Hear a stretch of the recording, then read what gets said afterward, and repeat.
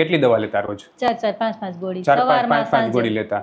શની એસિડિટીની ટીકડી લેતા? બીજી શની લેતા? માથાની, વિસારવાયાની, ગેસની, માથાની, વિચારોની, એસિડિટીની બધાની ટીકડી લેતા. ગેસ એસિડિટીની સમસ્યા ખૂબ લાંબા સમયથી હોય, બળતરા ખૂબ જ વધારે થતી હોય એવા પેશન્ટ તો મેં તમારી સામે ઘણા બધા રજૂ કર્યા છે, પણ આજે એક એવા અદના પેશન્ટને હું લઈને તમારી સામે રજૂ કરું છું કે જે બેને માત્ર 1 જ મહિનામાં એમની 4 વર્ષથી જે એસિડિટીની ગોળી ખાતા હોય એ મૂકી શક્યા. આપણી આયુર્વેદની 1 મહિનાની સારવારથી, પંચકર્મ સારવારથી મેં ખૂબ સારો ફાયદો થઈ ગયો. એટલું જ નહીં, એ બેને આપણા પથ્યપાલન એટલે કે આપણા ડાયટ ચાર્ટને એટલું સરસ રીતે ફોલો કરું કે મને પણ આશ્ચર્ય થયું કે કોઈ પણ વ્યક્તિ એટલું સરસ રીતે પહેલી જ વખતમાં આટલું ધ્યાન રાખતું હોય તો ખરેખર એને પ્રોત્સાહન આપવું જોઈએ અને સમાજ સુધી આ વસ્તુ પહોંચાડવી જોઈએ કે માત્ર આયુર્વેદ દવા તમે ખાઈ લેશો એનાથી સાજા નહીં થાવ, પણ જેટલી સારી પરેજી રાખશો એટલા ઝડપથી સાજા થશો. એવા બહેન શ્રી દીપાલીબેન મારી સાથે છે. જય શ્રી કૃષ્ણ દીપાલીબેન. જય શ્રી કૃષ્ણ. દીપાલીબેન, તમને શું તકલીફ હતી કહેશો જરા? મને પિત્ત ને ગેસ ને એસિડિટી ને એવું બધું, આમ માથું દુખતું સતત ને એવું બધું થાય. કેટલા વર્ષથી હતી બેન આ તકલીફ? 4-5 વર્ષ થયા. 4-5 વર્ષથી તમને આ તકલીફ હતી, બરાબર? અને એના માટે તમે કેટલા અલગ અલગ ડોક્ટરને બતાવ્યું હશે? આશરે સંખ્યા કેટલી કહી શકાય? 4-5 ડોક્ટરને બતાવ્યું હશે, બરાબર? ક્યાંથી આવો છો બેન તમે? રાજકોટથી. રાજકોટથી. તો રાજકોટથી આપણી અહીંયા હોસ્પિટલ છે એમાં આવી સારવાર થાય એવી તમને કેમ ખબર પડી? ઓનલાઈન જોયું હતું. ઓનલાઈન જોયું હતું. જેમ વિડીયોમાં દરેક દર્દીને સારું થતું હતું, એને જેટલો ફાયદો થતો એવું જ તમને સારું લાગ્યું? મને તો બહુ જ સારું લાગ્યું સાહેબ. અને તમને એમ લાગ્યું ને કે તમે એટલો બધા હેરાન થયા તો તમારી 100% વસૂલ? મેં તમારી દવા પીધી ને 1 મહિનો પીધી ને મેં ઓલી દવા પીધી જ નથી. બરાબર. જે પેલી જૂની ચાલુ હતી ને પહેલે જ દીએથી મેં એ દવા મૂકી દીધી. બહુ સરસ. અને આપણું જે નિદાન કર્યું એ બધા તમને 100% સંતોષ લાગે? હા. બરાબર. તો મને કહેશો બેન શું શું તકલીફ થતી હતી તમને પહેલા? મને ખાલી સડી જતી, પેટમાં અગ્નિ થતી, એસિડ વધતું, ખાવી ઉલટી થઈ જતી હતી, પછી વિસારવાયું, માથું દુખતું, કાંઈ આમ શરીરમાં સારું જ નહોતું એમ. બરાબર છે. આ બધી અલગ અલગ સમસ્યાઓ 4-5 વર્ષથી તમે હેરાન થયા રાખતા? રોજે રોજ દવા પીતી. રોજ દવા લેતા? કઈ કેટલી દવા લેતા રોજ? 4-5 ગોળી. 4-5 ગોળી લેતા. શની એસિડિટીની ટીકડી લેતા? બીજી શની લેતા? માથાની, વિસારવાયાની, ગેસની, માથાની, વિચારોની, એસિડિટીની બધાની ટીકડી લેતા. તો ડોક્ટરને અલગ અલગ બતાવતા તો શું નિદાનમાં કેટલા રૂપિયા ખર્ચી નાખ્યા હશે તમે? કેટલા? આશરે 2-3 લાખ તો થઈ જ ગયા. એમ 2-3 લાખ રૂપિયા ખર્ચી નાખ્યા. એન્ડોસ્કોપી ને કઈ કરાવ્યું હતું? બધું. હું ડૉક્ટર વિશાલ પંડ્યા એક MD આયુર્વેદ ડૉક્ટર છું. મેં મારો 10 વર્ષ સુધીનો MD આયુર્વેદનો અભ્યાસ જામનગરની વિશ્વ પ્રસિદ્ધ આયુર્વેદ કોલેજમાંથી કરેલો છે. 2011થી એટલે કે છેલ્લા 13 વર્ષથી હું ગાંધીધામ કચ્છ ખાતે NABH માન્યતા પ્રાપ્ત પંચકર્મ આયુર્વેદ હોસ્પિટલ ચલાવું છું. અમે 2 રીતે સારવાર કરતા હોઈએ છીએ. સૌથી પહેલાં તો કચ્છ કે એની આસપાસના દર્દીઓએ હોસ્પિટલમાં રૂબરૂ બતાવવા માટે આવવું, અને બીજું કચ્છથી દૂર રહેતા દર્દીઓ માટે ઘર બેઠા ઓનલાઈન દવા પણ મંગાવી શકે છે. વધુ માહિતી માટે નીચેના નંબર ઉપર હાય લખીને વોટ્સએપ કરો એટલે તમને ફીસ કેટલી છે, કોર્સ કેટલો કરવો પડશે વગેરે માહિતી વોટ્સએપમાં મોકલી આપશું. તો નિદાન શું કરતા ડૉક્ટર સાહેબ બધા તમારે? કહેતા કે તમને એસિડ વધે એમ કીધું. એસિડ વધે છે, બરોબર છે. અને પછી કોઈ ડૉક્ટર એમ કહેતા કે તમે બેન માનસિક ચિંતા વધારે કરો છો, વિચારવાયુ કરો છો?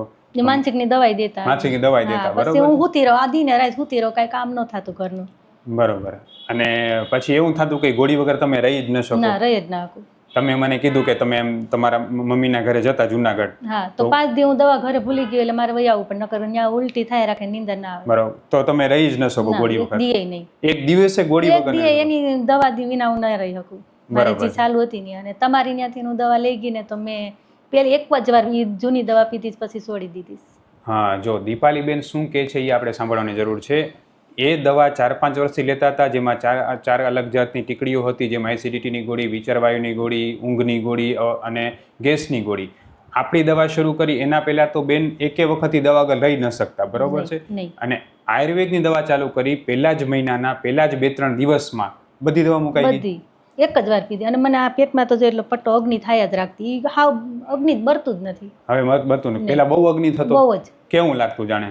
બહુ જ. આમ કે દવા પીવું ને તો મારે કંઈક ઠંડુ પાણી ફ્રીજનું કે દૂધ કે એવું પીવું પડે.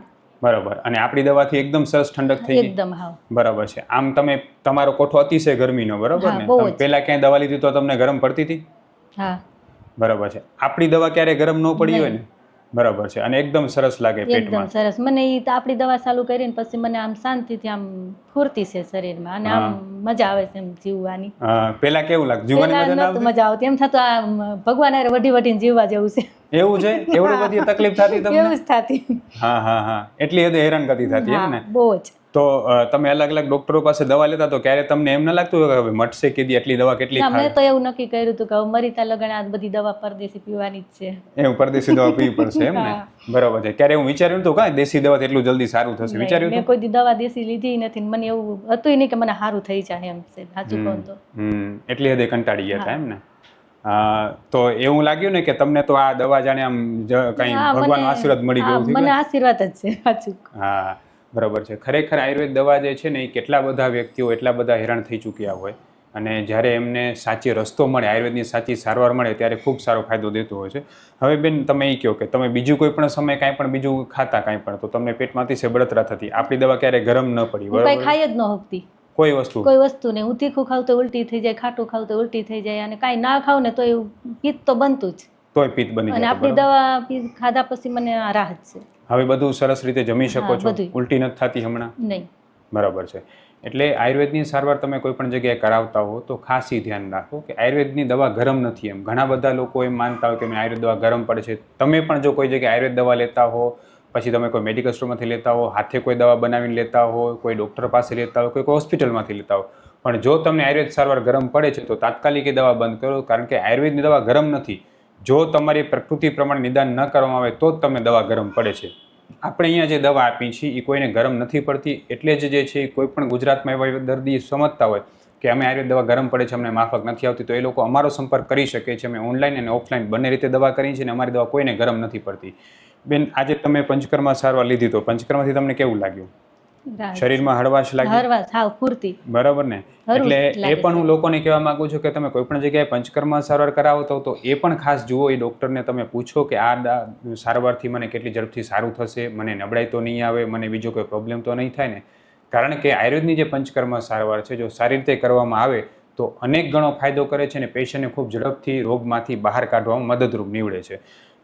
દીપાલીબેન, તમે આટલું બધું સરસ ધ્યાન રાખ્યું એ બાબતે તો ખરેખર મને તમને ધન્યવાદ દેવા જોઈએ કે તમે આટલા ઝડપથી આપણી દવાઓ મૂકી શક્યા. પણ તમે તમારા જેવા એવા દર્દીઓ છે બિચારા કે એવડા વર્ષથી હેરાન હશે, તમે એને શું કહેવા માંગશો? હું તો એટલું જ કહું કે હારી દવા, સાહેબને દવા હારી છે અને એમાં જો સાહેબ કે એ પ્રમાણે ખાવા પીવામાં, દવા પીવામાં કાળજી રાખો ને તો મટી શકે છે 100%. બરાબર. ખાસ કરીને જે બેને અગત્યની વાત કીધી ને કે ખાવા પીવામાં કાળજી રાખવી ખૂબ અગત્યની છે. કારણ કે મેં દવામાં જ ધ્યાન દીધું છે. અહીંથી ગઈને 1 મહિનો દવામાં અને ખાવા પીવામાં જ ધ્યાન દીધું, બીજી કોઈ વસ્તુમાં ધ્યાન નથી દીધું. બરાબર. તો આટલા હેરાન હતા તો આટલા જલ્દી સારા થઈ ગયા એમ ને?